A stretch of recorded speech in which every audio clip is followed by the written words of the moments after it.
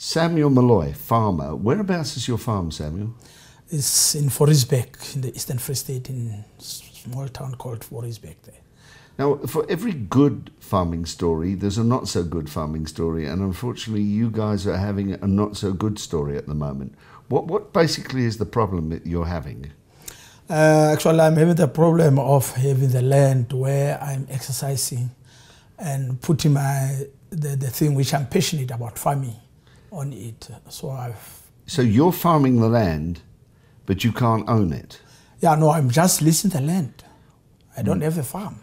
So when you're leasing, that means you can't raise money because there's no ownership and no security? Definitely so, because as I told you, this thing of farming, it needs a long-term plan. So if you lease the farm all the time, you don't have, to come with a plan of making it a long-term plan so as to be successful.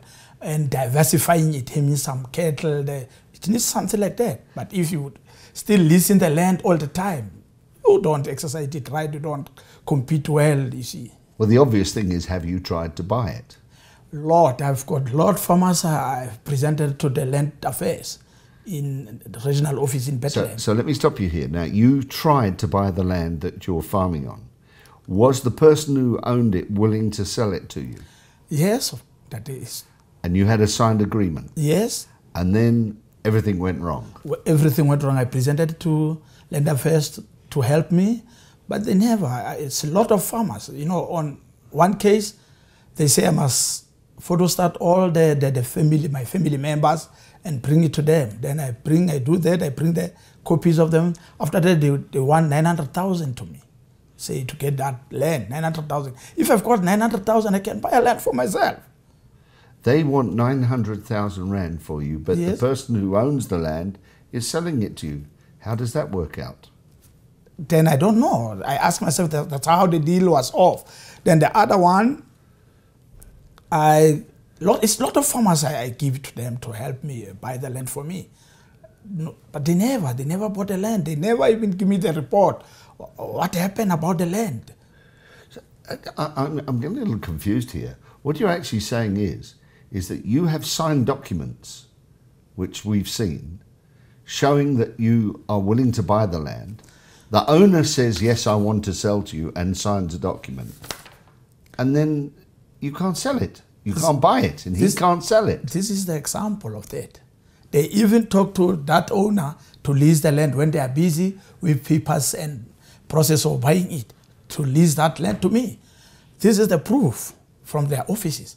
But it never materialized. I don't know what is happening about that deal till so far. Have you gone beyond the deeds office? Where it is the land affairs office, isn't it? Yes, it's land affairs. So what you're actually telling us is that as a black aspirant farmer, well, you're not an aspirant farmer, you are a farmer. Yes. As a black farmer, you can't farm because of whatever problem there is. Who can you make aware of this apart from the land affairs? Have you tried? Yes, I've spoke to, I took my matter to Mdu Shaban in 2009. Then he promised me to help me.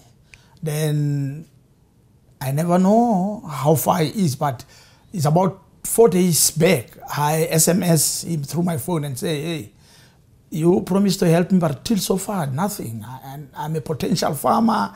I've got courses, I went through them. I've got a lot of achievement or a lot of competition I've won on this thing on farming. Definitely sure. I think all the people of land affairs, they know me, Moloi, is a capable farmer and a hard-working someone. But till so far, I never get a good answer. It was Wednesday when I'm coming to the meeting here. Someone phoned me from the office there in Bethlehem, land affairs office. He tells me the Mdu had spoke to him about that, and he tell me that I must explain to him what is my problem. I tell him, he don't even know that I've made a lot of application. I've asked 900 rand for the one farmer to be on my name, or the one farmer to use it. 900,000. 900,000 rand. Then I'm telling him also about this one, the Kilani, for last year. He know nothing about that. Kilani is the name of a farm. Name of the farmer. Yes. But he promised that he will answer the Mdu about what is happening between me and the office of, and I wasn't satisfied about it. Last night, I SMS also to Mdu, telling him that man phoned me and we speak to him through the phone, and I wasn't happy because he know nothing about my problem. I asked him, did he know that I've presented my achievement, my farming progress there to them? They had my qualification, the certificate of the training I went through, my achievement, what I'm having. He said he don't know. And he's told me about the new system that I use it now, waiting list. I tell him, how can you say I will give the farmer, putting me on the waiting list and say you promised to give me the farmer? The time I came into you with the farmer, the owners want to sell it to me, you never help me. And even now, you can't tell me I'm on that waiting list, I'm on what number. You don't know. You don't even know I've got my record there. What does the owner of the farm say about this? He must say, well, what's happening to the sale? Oh, they just go forward in advertising, and the people who are having money, they bought the land. Like Kilani, I missed it. So you lost it now because somebody else bought it? It's the fourth farm I lost like that. And did you lose it to another black farmer? No, white farmer. So what you're actually saying is, as a black farmer, you're not getting very much help from the government becoming a black farmer. Really, I'm very frustrated because definitely so I know how capable and I know how I can, the knowledge I've got as far as this thing of farming is concerned.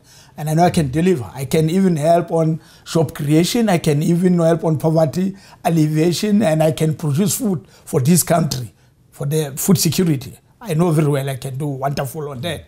But I don't have anything I can do. I'm really frustrated now because the government seem not want to help me as far as this thing of having a land to farm on it.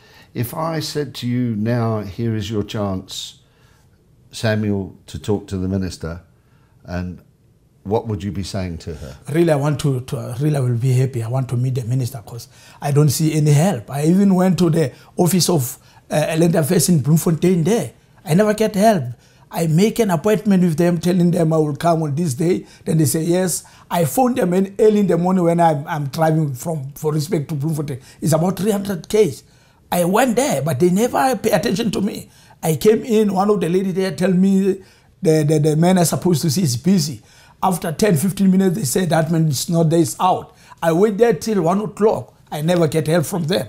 Really frustrated. It frustrates me now. I don't know where to go and what to do now. And all of that takes time away from you producing food for the nation. It's true. How much do you produce off your farm at the moment? I'm on a 250-ton club on Crane South Africa. I'm producing about 800 to 1,000, 1,002 ton per year on Crane. Which is quite a considerable amount. Does it? You said, and obviously this is hearsay because we cannot prove it or disprove it, that many black farmers are in the same position as you. Definitely, I'm sure about it because I've got a lot of one of the farmers who are crying outside there like me. It's just we don't know the channel or the corridors where we can go and get the help. Why don't you employ an attorney? Okay, we never think about that. Okay, we never think about employing the attorney to help us. But really, we've got the papers in Land Affairs, everything. Who can prove that? I've got the papers here who can prove to you that I've made an application and a lot of things as far as this is concerned. I think really answering for you, why should you have to employ an attorney when there are departments set up to handle this? It should be sorted out without an attorney, really. Does it? Because they ask us to bring the achievement we've got, ask us to prove the qualification we've got. But they know me. I've won a lot of title in this thing. I've won Crane Producer of the Year in Crane South Africa. In 2008, I was a runner-up, you know, on the 3 finalists. Then the second year, I won it. And that year also, I came on the finalist on the South African Toyota Harvest of the Year, on the top 10. I was in there. Then I won the title there on the local a silo there, the best producer there. They know me. They're the people you can ask them. I've got a lot of qualification and a whole lot of title of honor there. But the government is not recognizing that. Yeah, just to finish this up so that everybody appreciates the story, you are still farming on this leased land. Yes. How safe are you at the moment on that leased land? You know, one of the white guy called next to us, them, B.S. Van Blair, came to me and offered me the land to farm. He knows very well I'm capable. He told me, come man, I see you can farm. I see you know how to farm. It's just, I don't know why the government is not helping you. He gave me 130 hectares to farm on it, paying 200 rand. He said, no, the rest I will help my cattle on it. I'm busy farming. He gave me 3 years on them now. Started this year, I've planted about 80 hectares of maize on it and 20 hectares of dry beans on it.